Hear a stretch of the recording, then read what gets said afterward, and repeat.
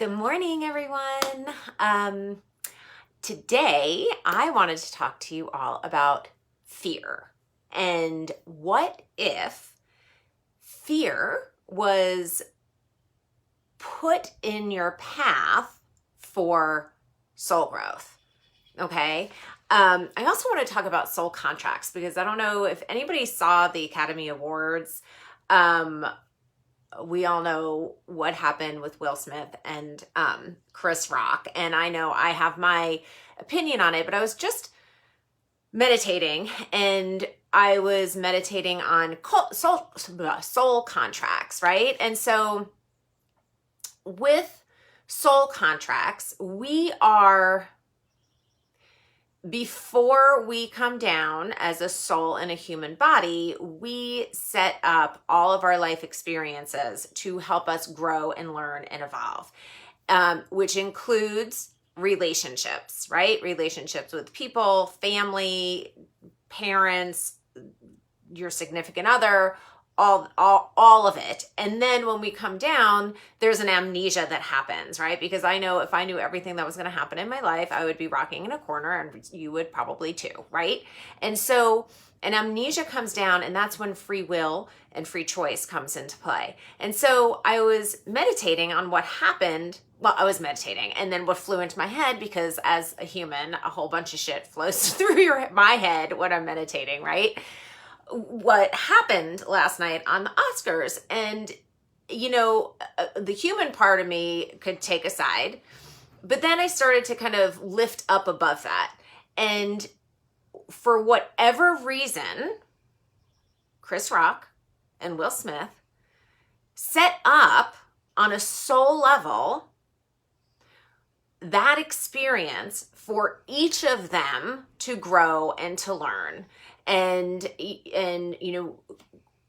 maybe it's about humility. Who knows what it is? And so when you start looking at your life as tools for growth for your soul, it kind of sets up a really, great trajectory. Okay. And so I want to, move and talk about how fear, is also set up for your growth. And if anybody has read Big Magic, and if you've read Big Magic, drop it below. I'm a big fan of that book. I think it's great. And Elizabeth Gilbert, who I always want to call Rachel because, not Rachel. Shoot, what's her name? I went to school with Rachel Gilbert, if you're watching. Hi. Melissa. I always want to call her Melissa Gilbert from Little House on the Prairie. But Elizabeth Gilbert talks about creativity and fear being conjoined twins, and you can't have one without the other. Creativity and your spirituality live, again, in your subconscious mind, right?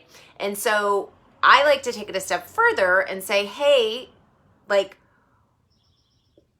fear and your soul growth are conjoined twins. You can't have one without the other, okay? And so ask yourself this: what if fear, right, was a cue from your higher self to move in the direction of that fear? Okay, I'm not talking about like running out into traffic or, being scared of spiders or whatever it is. Like, I'm talking about like that quieter fear, that fear which is basically like that inner critic inside of your mind that says, I can't do this. I'm not good enough. I'm never going to be able to speak my mind. People will think I'm crazy if I start talking about soul evolution, like whatever it is, right? So, that, and I like to call that critical part of your mind, like I talked about, I think it was last week, that frenemy, right? Which is your ego mind, which is your conscious thought, analytical mind that you're only in 10% of the day. Okay. So what if we started to lower the volume on that frenemy and start to turn up that whisper, right?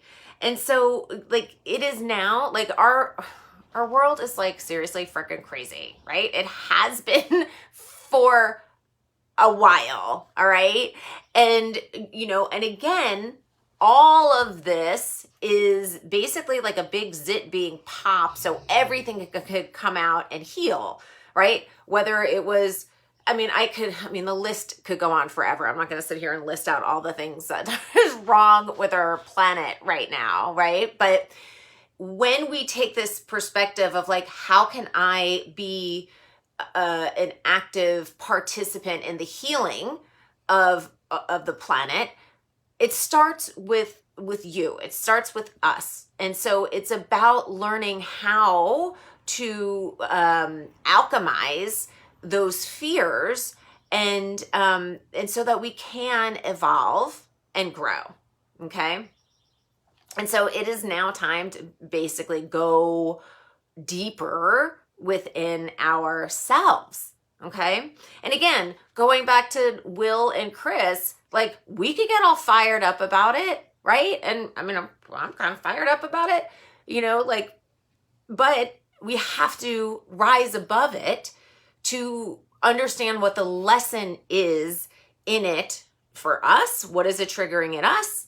What is it, and again, they have some contract. And so when you start to go, okay, hey, my life is about learning and growing, right? With every single relationship, old exes, family, children, all of them, we are co-creators in that experience. Whether you are a perpetrator, a victim, a rescuer, however you want to kind of model it within that drama triangle, it helps us take full responsibility. Why did this happen for me?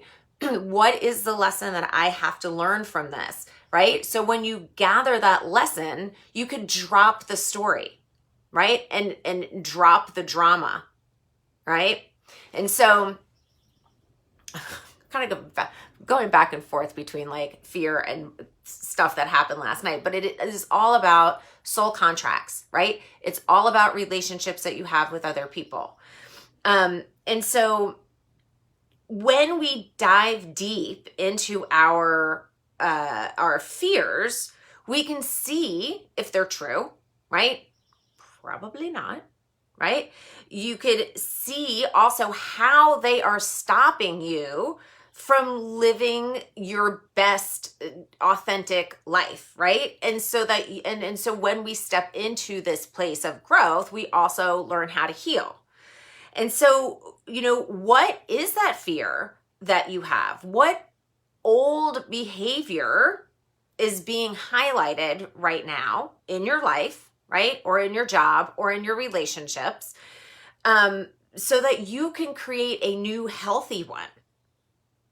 Okay. And so, your old beliefs and behaviors, your old behaviors are what's called a shadow. Okay. The shadow self is like from Carl Jung, right? It's Jungian psychology, Jung, if you want to look him up. He's one of the grandfathers of psychology. And that shadow self are aspects of yourself that you don't necessarily like, right? That shadow came out last night in the Oscars. All right. Probably lots of remorse going on too, I would hope. But that is an example of a shadow self that kind of just took over, right? And so a shadow self is a part of you that you don't really like. You want to try and keep it hidden. You don't want anybody else to kind of see it. And what's kind of fascinating about the shadow is a lot of times you don't even know that it is happening when your shadow self is out. However, it is reflected out and everybody else sees your shadow a lot of times before you see it. It's like when you're watching a reality show, which I'm queen of watching reality shows, and people are like, oh my God, how are they not seeing this behavior in this woman on The Bachelor, right? And then, and she just doesn't see it because it's a shadow. It's living in the shadows. And what that shadow is a wounded child that learned how to behave a certain way for survival. And so it's also learning how to reconcile that and to heal that inner child. So what fears are coming up for you so that you could learn how to work through them and grow, right? It could be control. That's a big one for me. It's not pretty. It could be neediness, also a shadow, not so great. But hey, they're out of the shadows. Those are shadow sides that you have to learn how to love, because it is that wounded inner child. You can't eradicate it. You can't get rid of it. It could be finances, right? It could be abandonment, being alone, security, unworthiness, being that rescuer or caretaker, or the persecutor, or the victim. It could be an addiction.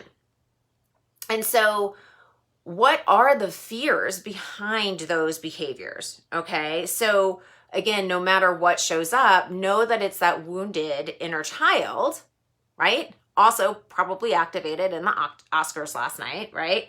That needs healing. Okay. And so that is what I wanted to share today.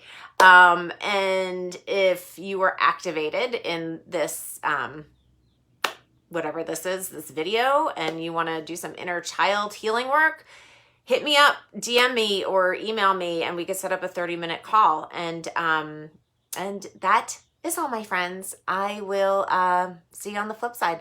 Mwah. Bye.